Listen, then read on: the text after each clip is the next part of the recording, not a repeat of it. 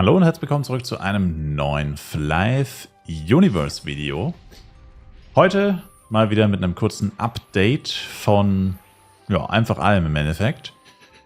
Zuallererst natürlich der neue Schmuck ist am Start. Passt auch ehrlich gesagt ein bisschen besser rein, wenn man so ins Charakterfenster guckt, weil das, die Waffe und das Set sind ja, naja gut, das Set kann man drüber streiten, ob das wirklich Gold ist. Sieht mehr so wie Bronze aus oder so. Aber egal, aber farblich passt es auf jeden Fall ein bisschen besser. Die Ohrringe sind jetzt auch in der gleichen Farbe wie die Waffe und der Stab. Nicht, dass das eine Rolle spielen würde, aber irgendwie farblich passt das lustigerweise fast alles zusammen, bis auf den Cloak im Endeffekt. Aber ja, jedenfalls, neues Schmuckset ist am Start, 200% Cast-Time. Und ja, es läuft richtig gut. Also über den Charakter kann ich jetzt richtig chillig leveln eigentlich. Damage ist 1A. Und jetzt ist auch gerade noch XP-Event, by the way, habe ich ja auch noch, glaube ich, in keinem anderen Video erwähnt. Also noch dieses Wochenende auf jeden Fall komplett XP-Event bis Sonntag 23:59 Uhr, falls es jemand von euch bis jetzt noch nicht mitbekommen hat. Also loggt euch auf jeden Fall ein und fangt an zu grinden. Und ja, ansonsten ist mal wieder Zeit, einfach darüber zu reden, was so abgeht. Der letzte Stand war ja quasi, also ursprünglich war der Plan ja Pets zu kaufen und meine B-Pets zu A-Pets zu machen, beziehungsweise mein Fuchs ist schon, oh, apropos Fuchs, lol, ist ja schon A-Pet, aber es geht ja auch darum, jetzt dann irgendwann mal zu rerollen, um eben, was ja das Ziel für dieses Jahr war, mindestens ein sehr gutes, oder halt auf jeden Fall ein, naja, doch eigentlich schon sehr gutes A-Pet zu haben. Und das haben wir ja pausiert, aufgrund der relativ plötzlich eintretenden Deflation, die ja vor einer Weile angefangen hat, vor ja, ein bisschen über einem Monat mittlerweile schon. Und da ist jetzt natürlich die Frage, wie geht's weiter? Und das Problem ist, die Deflation hört nicht auf, beziehungsweise sind wir jetzt an einem Punkt angekommen, aktueller Cashkurs ist so um die 110, sogar ein kleines bisschen günstiger manchmal, je nachdem, was man genau kauft. Millionen pro 1000 F-Coin. Also wir bewegen uns irgendwo knapp über 100 Millionen Penya. Und damit ist der F-Coin-Kurs immer noch deutlich günstiger als, naja, Anfang des Jahres im Endeffekt. Und das heißt, weiterhin ist meine Einschätzung, es ist einfach dämlich, jetzt in Pets zu investieren oder jetzt Pets zu kaufen. Weil ich habe zwar gesehen, A-Pets werden teilweise jetzt auch unter 200 Millionen verkauft. Ich habe, glaube ich, gestern oder vorgestern eins für 195 oder so gesehen. Das war, glaube ich, sehr gut. Also das günstigste, was ich jemals gesehen habe, ehrlich gesagt. Also ja, die Reroll-Pad-Preise, vor allem C und B, aber anscheinend auch A, gehen auch ein kleines bisschen zurück, aber halt auch wirklich nur ein ganz kleines bisschen. Also nicht im Vergleich zu A-Products, die teilweise für 7 Mio gekauft wurden oder teilweise sogar drüber, die jetzt wieder für 5 Mio verkauft werden. Ich meine, das ist pro Product 2 Mio. Auf tausende F-Coin gerechnet sind es hunderte Millionen, wenn man da mal ein paar hundert zusammenbekommt. Und da ist die Ersparnis doch einfach noch wesentlich größer als bei den Pets. Heißt jetzt natürlich nicht, dass ich die ganze Zeit nur A-Products kaufen will. Jetzt habe ich ja mittlerweile schon 2 Schmucksets zusammen. Oh, ich habe kein GT mehr. Das jetzt nicht unbedingt, aber es geht einfach darum, dass es jetzt halt in meinen Augen weiterhin irgendwie nicht so gut ist, in Pets zu investieren. Und jetzt ist natürlich die Frage, ja, wie lange bleibt es diese Situation so? Also wann steigen die Preise mal wieder und so? Und das ist halt echt schwer zu sagen, weil man weiß ja eigentlich gar nicht mal so hundertprozentig, warum es überhaupt diese Deflation gibt. Also ich meine, man kann es auf verschiedene Faktoren zurückführen. Keine Frage. Und auf anderen Servern ist auch Ähnliches passiert. Nicht ganz so krass wie auf Borodeng vielleicht. Also Borodeng ist ja, was Allgemeinwirtschaft angeht, so ein bisschen der Ausstellserver, so ein bisschen, so der Vorzeigeserver, das wollte ich eigentlich sagen. Ja, weil es bei uns einfach so gut läuft, in Anführungszeichen. Ich meine, bei den asiatischen Servern kostet teilweise 1000 F-Coin um die 500 Millionen Penya, habe ich gehört. Ich meine, das ist absurd, das ist 5-mal so viel wie auf Borodeng. Und ja, das ist natürlich nicht, also es ist einerseits gut, aber einerseits auch irgendwie nicht so gut, weil man halt dann irgendwie nicht so ganz weiß, wie es halt weitergehen wird. Man kann es halt nicht so wirklich einschätzen, was als nächstes passieren wird wirtschaftlich. Und ich habe halt so dieses Mindset so ein bisschen, weil ich halt, wie gesagt, jetzt schon teilweise vor dem vorletzten Upgrade-Event, Schmuck-Upgrade-Event, F-Coins für über 130 Mio gekauft habe und A-Products teilweise sogar für knapp über 7 Mio. Ich glaube, die teuersten A-Products, die ich jemals gekauft habe, waren für 7,3 Millionen. Das wäre quasi ein Cashkurs von 146 Millionen Penya pro 1000. Zugegebenermaßen, die waren ein bisschen overpriced und da war, glaube ich, schon das Upgrade-Event. Also hat man willentlich ein kleines bisschen teurer gekauft. Aber trotzdem, es ist absurd, wie günstig in Anführungszeichen es jetzt Monate danach ist. Also das muss man sich halt vor Augen halten. Einfach, es ist eine Menge Zeit vergangen und die Preise sind trotzdem stark gesunken. Und da hat man irgendwie so, oder ich jetzt so diese Blockade einfach, ja, jetzt ist es doch dämlich, Pets zu kaufen, die minimal günstiger, fast genauso viel kosten wie vor Monaten, wie eigentlich immer. Ich meine, es gibt ja dann immer noch die Herstellkosten von den Pets. Das heißt, die Pets können ja niemals eigentlich steigen. Also Pets können eigentlich nicht teurer werden, weil im schlimmsten Fall kannst du so ein Reroll-Pet ja einfach selber craften und im besten Fall hat das dann vielleicht sogar noch gute Level und du machst sogar Gewinn damit. Oder wenn es halt keine guten Level bekommt, benutzt es einfach zum Rerollen, was du ja ursprünglich sowieso geplant hattest. Also Pets haben halt einfach diesen festen Wert, der nicht steigen kann, mehr oder weniger, oder nur zu einem gewissen Maximum. Und Cash halt nicht. F-Coin, Cash, Premium-Items eben nicht. Und das ist halt irgendwie echt blöd. Aber andererseits muss man es halt auch so sehen. Ich meine, ich habe es extra als Jahresziel festgelegt, weil ich mir halt nicht sicher war, wie lange das dauern würde. Mit dem Geldfarmen und so weiter und so fort. Und ich habe es mir jetzt einfach so gedacht, wenn ich einen absoluten Schnapper sehe, also sage ich mal ein A-Pad, übertreibe ich jetzt mal ein bisschen, sagen wir mal ein A-Pad für 180 zum Beispiel. Das wäre absurd günstig. Das wäre deutlich drunter, also deutlich unter Herstellkosten, das sowieso.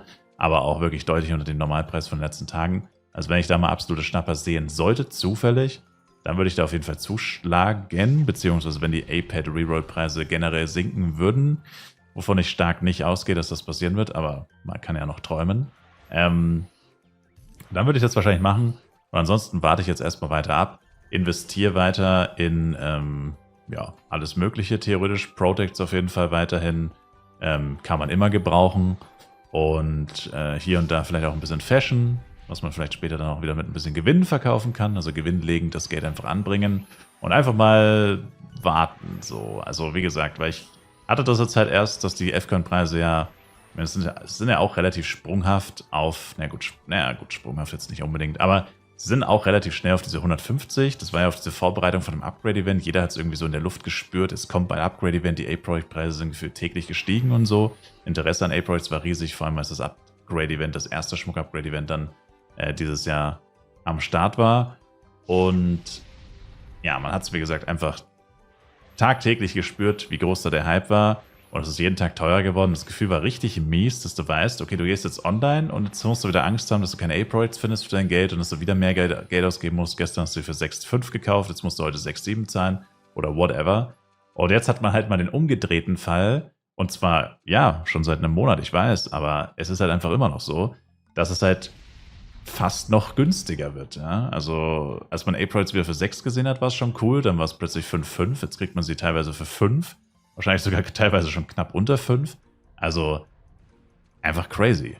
Nur um ein Beispiel zu nennen. Ich meine, A-Projects ist ja das, was ich so am meisten gekauft habe über die letzten Monate. Deswegen kann ich es halt daran am besten orientieren, by the way. Wie gesagt, heißt jetzt nicht, dass ich alles nur für A-Projects ausgeben werde. Ja, mal schauen. Ich werde wahrscheinlich sogar ein paar G-Product kaufen müssen, weil G-Product kriegt man aus dem Battle Pass nur sehr wenige. Und ich habe fast keine ungebundenen. Und wenn ich mal doch ein neues Equipment mache, also ich muss mein Night-Set zum Beispiel noch socken. Mein Elementor kriegt ja eventuell irgendwann auch nochmal ein neues Set. Andere Charakter vielleicht nochmal neue Waffe. Irgendwann mal oder so. Da will ich dann auch ein bisschen vielleicht sogar mal G-Product kaufen. Die gibt es nämlich momentan auch meistens ziemlich günstig. Und ja, lauter solche Sachen halt einfach, die man später sowieso brauchen wird. Und genau, da werde ich mich wieder so ein bisschen vorbereiten und das mit den Pets leider weiter ein bisschen verschieben müssen. Ich weiß, das ist echt ätzend. Und es nervt mich auch selber, ehrlich gesagt, weil ich eigentlich wirklich Bock drauf hatte, so eine richtig fette Reroll-Action zu machen. Ich habe zwar auch ein bisschen Angst davor, so viel Geld reinzubuttern, dass dann alles weg ist. Aber irgendwie habe ich auch Bock drauf. Aber die Wirtschaft macht halt nicht mit. Und ja, wir alle sind Sklaven der Wirtschaft, im echten Leben als auch im Spiel. Und entsprechend, ja, muss man es jetzt halt erstmal so hinnehmen. Ist wie gesagt halt einfach blöd, dass es halt ausgerechnet genau dann, wo ich endlich nach Ewigkeiten, ich habe mich ja ewig gegen diese Pets, naja, aufgelehnt vielleicht nicht unbedingt, aber ich habe ewig lang nicht wirklich in Pets investiert, kamen ja auch einige Änderungen. Am Anfang das Pet-System mit den Rerolls, jetzt ist der Reroll, dass das nicht mehr schlechter werden kann und lauter solche Sachen, das war ja am Anfang alles nicht so, das hat ja ein bisschen gedauert. Ich weiß, es ist jetzt schon ewig so, aber ganz am Anfang war es ja wirklich so, dass es da noch ein paar andere Sachen, also noch ein paar kleine Änderungen gab an dem Pet-System. Das heißt, so gesehen war es eigentlich auch gut, dass man noch ein bisschen gewartet hat. Wie gesagt, das ist jetzt auch schon wieder ewig her, ich weiß, aber nur fürs Protokoll, dass das halt am Anfang auch ein bisschen ätzender aussah, das Ganze. Und jetzt, wo es, wie gesagt, einige Änderungen erfahren hat. Wie gesagt, Pet Reroll kann nicht mehr schlechter werden. Ist halt, wenn man wirklich viel Geld in die Hand nimmt, eigentlich eine mehr oder weniger Garantie, dass man ein gewisses Mindestlevel erreicht. Garantiert ist gar nichts, ich weiß, by the way, aber wie gesagt, die Wahrscheinlichkeit ist ja eigentlich dann doch meistens, wenn man genügend Versuche hat, irgendwo auf deiner Seite. Und ja, aber wie gesagt, wir müssen es jetzt einfach noch ein bisschen nach hinten rausschieben. Ein A-Pad habe ich, glaube ich, sogar gekauft, lustigerweise. Ich weiß gar nicht mehr, wie viel. Aber ich glaube, das war tatsächlich noch im Verlauf der Deflation, also so langsam angefangen hat, dass die Preise gesunken sind. Also 1 von den 100 habe ich tatsächlich. Nur fürs Protokoll. Aber ja, die anderen 99, wie gesagt, mal gucken. Also bei absoluten Schnappern würde ich wahrscheinlich zulangen. Das bedeutet aber wirklich gut unter 200 Mio, also jetzt nicht weit unter 200 Mio, aber wie gesagt, so um die 180, 185 würde ich es wahrscheinlich kaufen. Ansonsten vermute ich ja nicht. Das günstigste war jetzt, wie gesagt, 195, glaube ich, was ich gesehen habe. Und ich denke auch nicht, dass irgendjemand weit runtergehen wird, weil bei 195 dachte ich mir eigentlich schon so, normalerweise so immer so 205, 210, habe ich nie unter 200 gesehen. Ist ja auch schon was. Aber wie gesagt, bei Pets ist das halt ein bisschen was anderes, weil die halt eine ganz andere Nachfrage- und Angebotsstruktur haben, als jetzt zum Beispiel Premium-Items aus dem Cash-Shop. Und deswegen kann man das halt leider nicht erwarten, dass da die Preise wirklich kontinuierlich runtergehen. Leider nicht. Aber ja, das war es im Endeffekt schon so ein kleines Update. Wollte ich euch nur darüber informieren, weil letztens wieder jemand gefragt hat nach den Pets, was da eigentlich der Stand ist und so. Und ja, wie gesagt, zuerst mal alles auf Halt und erstmal abwarten und Tee trinken, weiter leveln, weiter Geld grinden, Items horten und dann gucken, wie es sich entwickelt. Ich habe jetzt wahrscheinlich spätestens ab Mai sowieso nicht mehr so ultra viel Zeit. Da werde ich wahrscheinlich auch ein bisschen meine Spielstunden etwas zurückschrauben müssen. Und von dem her mal gucken, wie es sich jetzt entwickelt. Also ich denke nicht, dass es jetzt ewig so bleiben wird. Es wird bestimmt irgendwann wieder die nächste Inflation geben. Im Endeffekt steht und fällt halt auch alles mit Gala. Achso, das ist vielleicht noch so ein Punkt, den wir noch kurz ansprechen können. Ja, momentan fühlt sich so ein bisschen, wie soll man sagen, so ein bisschen, habe ich vielleicht in einem anderen Video schon erwähnt, aber so ein bisschen lame an, weil man wartet irgendwie drauf, dass Gala irgendwas macht. FEC-Ankündigung, Update, vielleicht mal wieder ein cooles Event oder so. Momentan fühlt es sich irgendwie so ein bisschen lasch an. Gut, zugegebenermaßen, ich ignoriere das aktuelle Event. Liegt vielleicht auch ein bisschen daran, muss man dazu sagen. Das würde vielleicht noch so ein bisschen Abwechslung bieten. Aber ansonsten läuft halt momentan wirklich nichts so Krasses. Und es passiert einfach relativ wenig. Und entsprechend ist da halt auch irgendwie so ein bisschen die Luft raus. Also letztes Update, wie gesagt, New Horizon. Ich ignoriere, by the way, Carcass Assault. Für mich ist das immer noch New Horizon gewesen. Es hieß ja sogar weiterhin New Horizon Expansion. Also war es offensichtlich eigentlich als Teil 2 von New Horizon oder vielleicht sogar ursprünglich alles zusammen geplant. Und sie haben es nur nicht rechtzeitig fertig bekommen. Keine Ahnung. Aber sie haben es sogar weiterhin, wie gesagt, New Horizon genannt. Und für mich war das kein richtiges Update. Also es war ja auch kein Update. Es war legit nur ein neuer Game Mode, der im Endeffekt rauskam. Und ja, entsprechend ist für mich das letzte Update weiterhin 9. November. Das heißt, es ist jetzt literally 5 Monate her. Genau 5 Monate. Und entsprechend, ja, könnte halt so langsam wieder was kommen. Wir haben immer so einen Update-Zyklus von Gala, so ungefähr ein halbes Jahr, manchmal ein bisschen drüber, ein bisschen drunter, eher selten. Also ich würde sagen so 6 bis 8 Monate.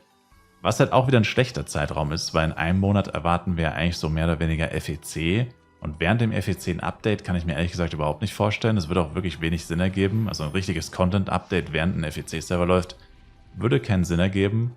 Das heißt, eigentlich müsste das nächste Update noch vor dem FEC-Server kommen, was dann aber auch nicht so viel Sinn ergeben würde, weil du würdest ein Update aufspielen und literally den Leuten dann sagen, ja, aber jetzt spielt bitte auf dem neuen Server mit dem neuen Update so ungefähr. Was irgendwie, wie gesagt, in meinen Augen nicht so viel Sinn macht, je nachdem, was das Update ist. Aber könnte natürlich auch einfach sein, dass kein Update kommt, nur FEC und das nächste Update dann wirklich erst in, keine Ahnung. Oder es kommt kein FEC-Server, man weiß es nicht. Also es ist halt alles so ein bisschen ungewiss, wie immer halt bei Fly und bei Gala. Und das ist momentan auch so ein bisschen irgendwie ätzend. Vielleicht ist auch deswegen die Wirtschaft so ein bisschen komisch, dass sich da nicht mehr so viel tut. Man weiß es nicht. Oder ich weiß es auf jeden Fall nicht. Genau. Aber ja, das war so mein kurzes Update für euch. Wie gesagt, wenn sich irgendwas großartig ändert, dann müssen wir mal gucken, inwiefern sich es denn geändert hat. Ich meine, wenn die Cashpreise weiter sinken, das wäre auch absurd. Aber dann, ich meine, es ist ja irgendwie positiv, aber irgendwie halt auch blöd. Aber wie gesagt, ich akzeptiere es einfach, wie es ist. Ich nehme es, wie es kommt. Und man kann es nicht ändern. Ist einfach so. Ich sage auf jeden Fall, danke euch vielmals fürs Zuschauen. Ich würde mich selber ein Like, Kommentar, ein Abo von euch freuen. Schaut auf jeden Fall wie immer im Livestream vorbei. Twitch-Link ist in der Videobeschreibung. Und bis dahin, macht's gut, haut's rein und ciao, ciao.